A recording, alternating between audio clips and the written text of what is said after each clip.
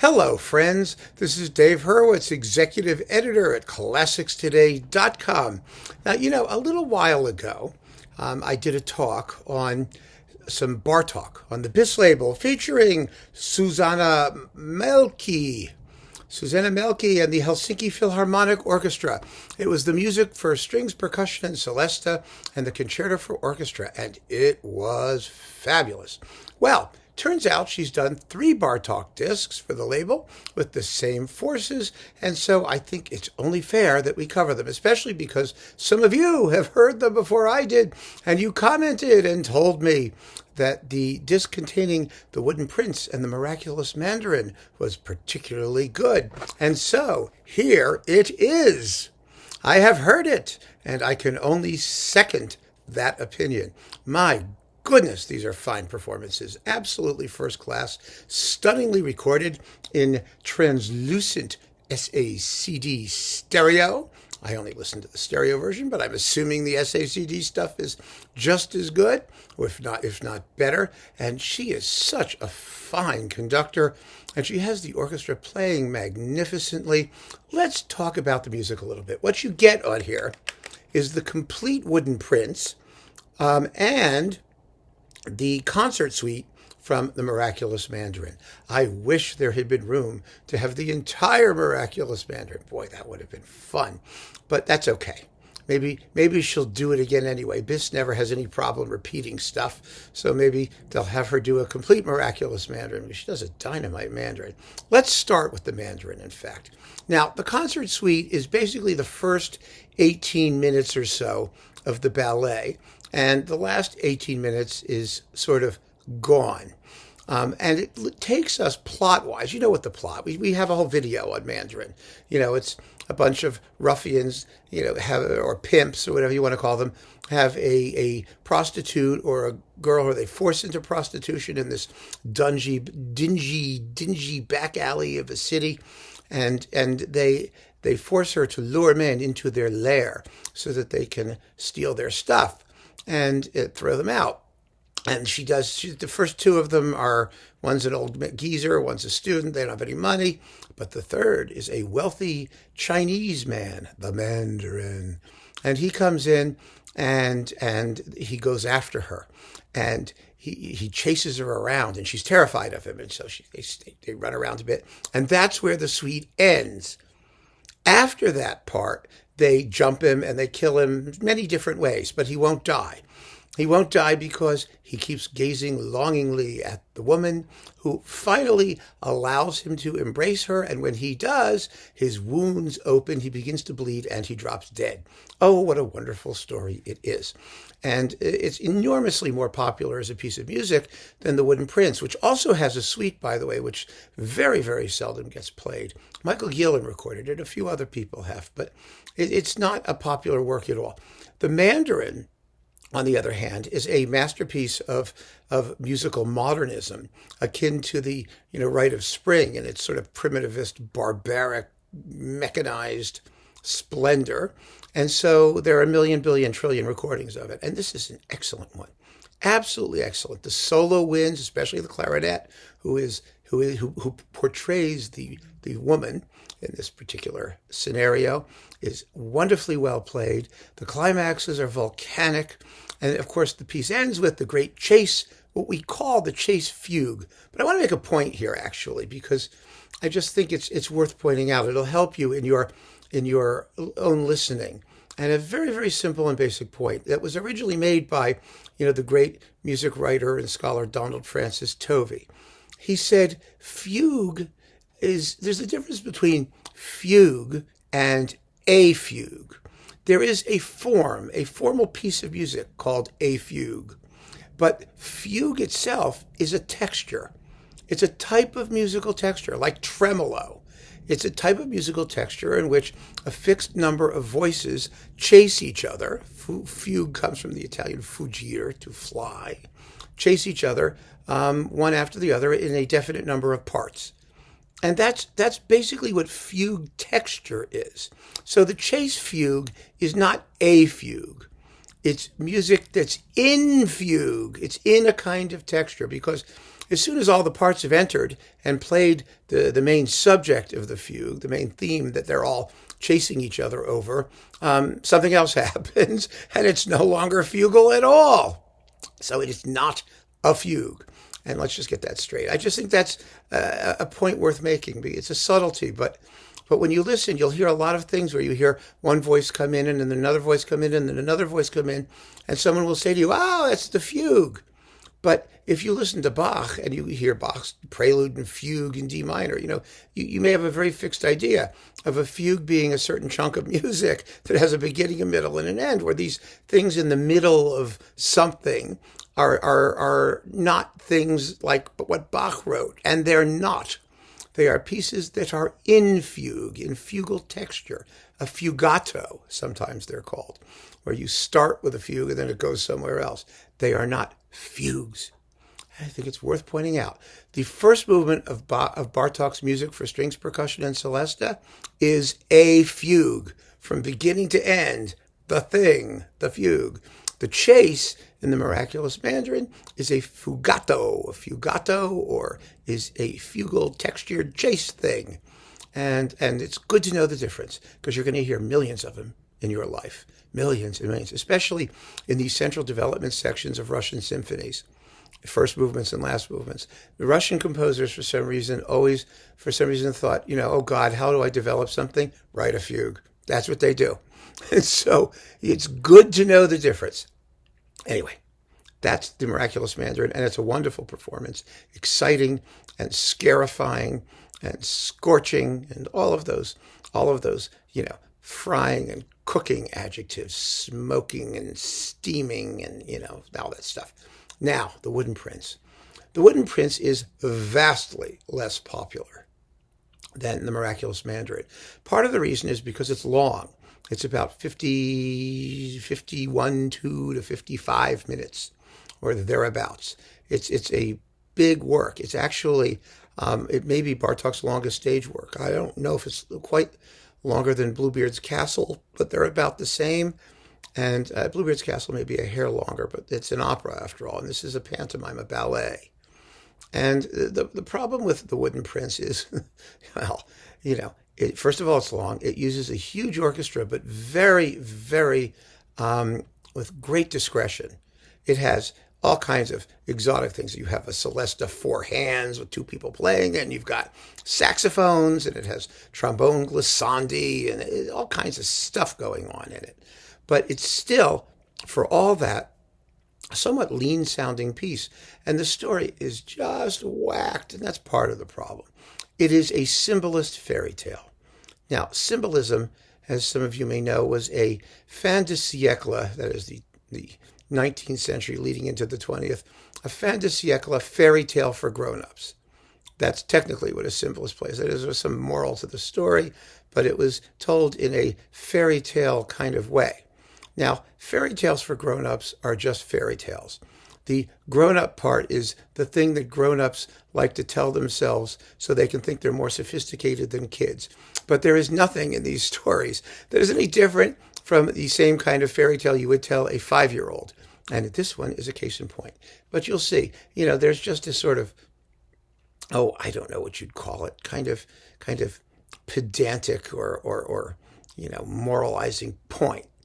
And actually, all 3 of these stage works have the similar moralizing point. They're all about the conflict between male and female psyches. In the Miraculous Mandarin, it's all about male desire for the female, and the female yielding to him and causing his death in so doing, which tells you something about the femme fatale, that whole concept of somehow the female element is something to be feared, something that's lethal if it dominates men. Then Bluebeard's Castle is just the opposite. Bluebeard's Castle is the male subduing the female element. In this case, the female element is the desperate need to know everything, to want to know everything, to push and not to leave well enough alone, to be inquisitive and nosy, and it's wonderful. And of course, Judith pays the ultimate price, which is not necessarily to be dead. It's to get locked in a door with the other 75 wives that he has or whatever. But that's the other side of the coin. The wooden prince, everything is sort of balanced. In other words, the male and female characters are equally stupid. And so they balance each other out with the help of a mischievous and really irritating little wood fairy. And this is the story. Get this, folks. Here it goes. All right, there's a prince. He is in a castle. Across the river and is another castle with a princess. And they live there's a forest sort of between them. Somehow they never know that they're living next to each other all these years. But one day, let's leave that aside, and there's a fairy. The fairy is there for plot purposes. So the prince sees the princess, falls madly in love with her, and wants to, of course, possess her. But the fairy is feeling mischievous, and the fairy makes the woods come alive to prevent him from finding the princess, and the river and the stream overflows and the waves keep him back, and he can't get to the princess. He's terribly, terribly annoyed with it. So he figures, and she doesn't notice he's even there. So he figures he's going to do something to attract her, and so he builds this fake prince out of sticks. That's the wooden prince. Get it? So the wooden prince, and the wooden prince is, made out of sticks, and he sticks a crown on it, and she still doesn't notice it. She has no clue. So he cuts off his hair. He has very nice hair. They both have very nice hair, but his hair is just extremely noticeable. So he cuts off his hair and he sticks it on the stick thing, and she notices it.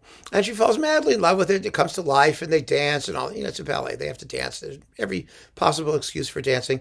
And so after they're sort of getting to know each other, the princess and the wooden prince, the real prince shows up, and he's like bald.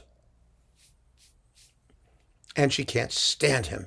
She thinks he's loathsome and repulsive and ugly. That shallow bitch. I mean, who the hell does she think she is, not liking bald people?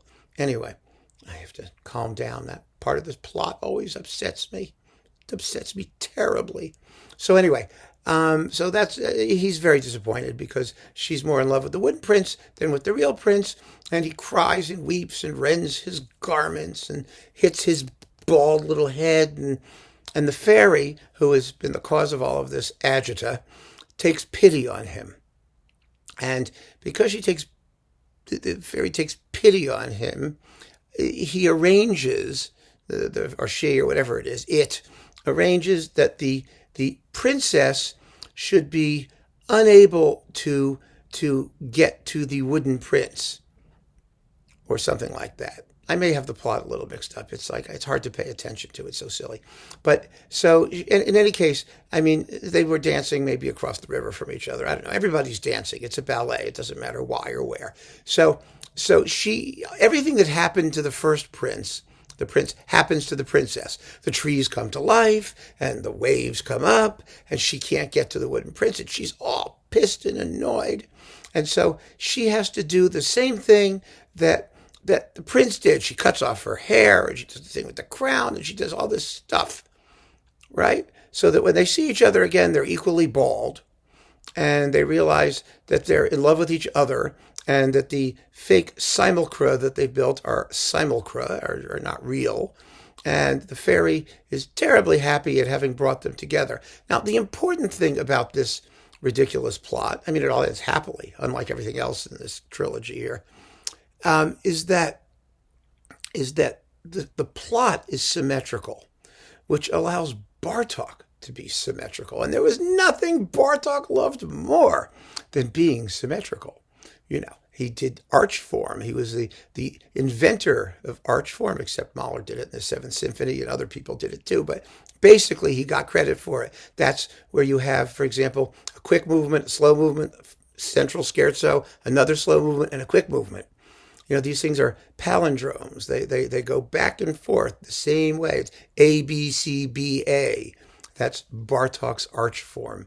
And this piece is one of the earliest examples of something that as actually can be treated that way, and Bartók does treat it that way. So it's rather easy to follow the plot because you hear in these different sections some of the similar things happening to both characters. And the only real issue with it is that stylistically, it's a little bit hard to wrap your brain around because it has a somewhat impressionist, foggy sound in places. The opening people have likened to the opening of Das Rheingold by Wagner, this sort of primal, arpeggio sort of thing. And it really is quite extraordinarily beautiful. And then it has the Hungarian folk element, which isn't as pronounced as it would become later. And then it has the modern, sort of the modern dissonant type element, which is more noticeable, I think, in some of the astringent orchestral timbres than in any difficulty with the harmony, as in Miraculous Mandarin. It's much easier to listen to, but like I said, it's much longer. It's 50 some odd minutes. It's as long as Daphnis and Chloe, which we just talked about recently. It's a big piece, a big long piece with a fairly well planned form, and you just have to get into it. It's not as thematically or orchestrally striking as the later pieces, but it's still quite an amazing piece of writing, and it deserves to be heard. And the other thing about it is that although it's been recorded many fewer times than Mandarin or even Bluebeard's Castle, it has no bad recordings. People who do it tend to be Bartók specialists, and they all sort of know how to do it. I mean, previous recordings, let's talk about a few. Let's see. There's Dorati, Antal Dorati. There's Zoltan Kocis. There's Ivan Fischer. Let's see, who else did it a few times? Boulez did it twice. And all of these performances are quite good. Nimi Järvi did it on Chandos. They're all quite good. They really are. And so is this. That's bringing us back to where we were originally, what we should be talking about. This is really a fabulous performance. They're all about the same time. It's fascinating. This is 53 minutes and 48 seconds. Boulez is also like 53 minutes and 40 some odd seconds. Järvi is 54 minutes. They all time out more or less the same. And they are so the difference between one and the next, it's really a question more of sonics, of which these are just fabulous, and partly a question of the conductor's handling of texture, of which she's absolutely marvelous, and her pacing and flow, which is absolutely on par with all the rest of them. So if you would like to get a really good wooden prince in really first-rate sound, this is a terrific way to go. It really is. And I think that one of the nicest things about this performance is that it doesn't try to be later Bartók. It's a somewhat gentle performance. It doesn't mean there's any detail missing, or that the climaxes aren't necessarily explosive. It's all of those things. It's all of those things. But it doesn't try and slap you in the face. And the story itself doesn't do that either. I mean, the story, I think, works better if you underplay it a teeny bit, just a teeny bit, so it doesn't sound like things are happening that really aren't. I don't know. I just know that it really sounded beautiful in this performance. It just, you admire the sheer beauty of the texture, and it flowed wonderfully from beginning to end. So I recommend this recording on BIS with the Helsinki Philharmonic under Susanna Mälkki, doing The Wooden Prince and the suite from the Miraculous Mandarin. And now we'll have to do their Bluebeard's Castle, because this is turning out to be one hell of a fine series. So keep on listening, folks. Thank you for joining me. Take care.